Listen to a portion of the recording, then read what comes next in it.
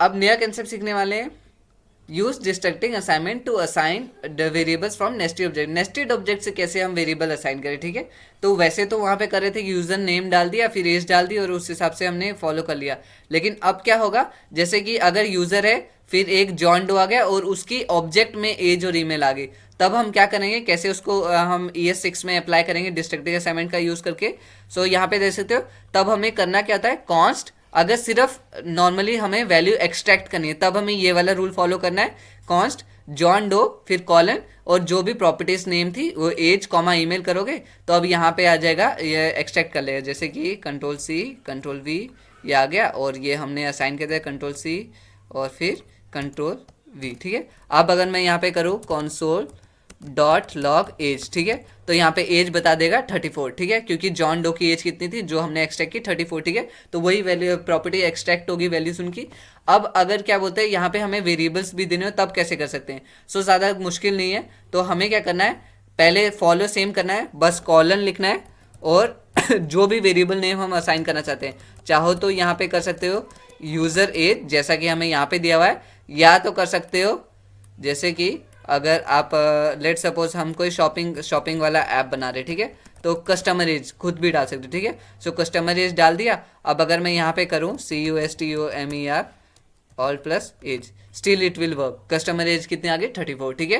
तो इस तरह से हम असाइन कर सकते हैं। सो ज़्यादा कुछ डिफरेंस नहीं था, बस यही था कि जो उसके अंदर वाली प्रॉपर्टी थी उसी को हम डायरेक्टली हम कॉलन दबा के यूज़ कर रहे थे, कॉलन लगा के, और फिर यहाँ पे जो कर्ली ब्रैकेट्स थे हमें उनका यूज़ करना। सो एक तरह से देखा जाए तो जैसे हम यहाँ पे यूज़र लिख के ऑब्जेक्ट प्रॉपर्टीज़ करते थे, उसी का अपोजिट हम इस साइड करते हैं डिस्ट्रक्टिव असाइनमेंट में। बस यहाँ पे डिफरेंस क्या होता है कि यहाँ पे वो वैल्यूज़ नहीं होती है, ठीक है, यहाँ पे वेरिएबल नेम्स होते हैं। सो ये आपको समझ आ गया। अब हम इस टेस्ट को पास कर लेते हैं। हमें सेम इसको डिस्ट्रक्टिंग वाले फॉर्म में कन्वर्ट करना है। तो यहाँ पे लो टुडे और हाई टुडे है, मतलब यहाँ पे एक लोकल फॉरकास्ट आ गया, फिर यहाँ पे 3 दिन का टेम्परेचर आ गया। पहले एक प्रॉपर्टी आ गई येस्टरडे, उसके अंदर एक नेस्टेड ऑब्जेक्ट आ गया जिसमें पहली प्रॉपर्टी है लो और दूसरी प्रॉपर्टी हाई। फिर सेम फिर नेक्स्ट टुडे के लिए आ गया ये, फिर सेम प्रॉपर्टी रूल को फॉलो करते हुए लो हाई कर दिया, फिर टुमारो के लिए भी सेम लो हाई कर दिया।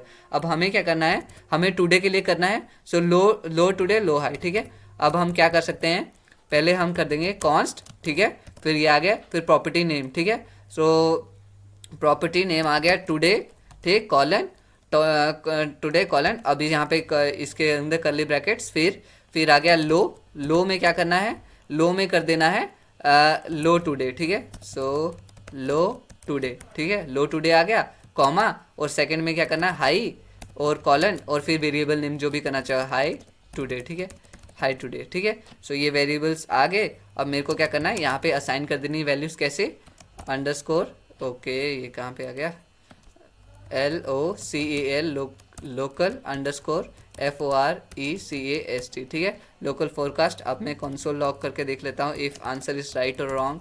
सो कंसोल डॉट लॉग कर दिया हमने, और हाई कर देते हैं लो टुडे, ठीक है। सो लो टुडे मैंने डाल दिया, ओके, टुडे हो गया टुडे। सो देखो वैल्यूज सही से असाइन हो गए, लो टुडे में ये आ गया, और हाई टुडे करूँगा तो हाई टुडे आज कितना है, हाई टुडे आ जाए 77, सो 77 शो हो गया, ठीक है। सो हमारा ये टेस्ट तो पास हो जाना चाहिए, टेस्ट पास हो चुका है। सो डिस्ट्रक्टिंग कैसे असाइनमेंट करते हैं ये आपको समझ आ गया। तो हमने ये तीनों चीज़ें सीख ली है। अब हम सीखेंगे नेक्स्ट एरे के बारे में, जो कि नेक्स्ट वीडियो में सीखेंगे कि किस तरह से हम डिस्ट्रक्टिंग असाइनमेंट से एरे से वैल्यूज़ को एक्सट्रैक्ट कर सकते हैं, ठीक है। सो कोई भी डाउट्स कमेंट करके पूछ सकते हो, और चैनल को सब्सक्राइब कर देना और लाइक कर देना ज़रूर इस वीडियो को, क्योंकि इतना तो कर सकते हो यार आप। अगर आपको कंसेप्ट समझ आ गया तो प्लीज़ लाइक कर देना, ठीक है। नहीं आया तो आपकी मर्जी, आप जैसे करना चाहो। थैंक यू बोलना चाहूँगा कि आपने इतना टाइम दिया। बाय।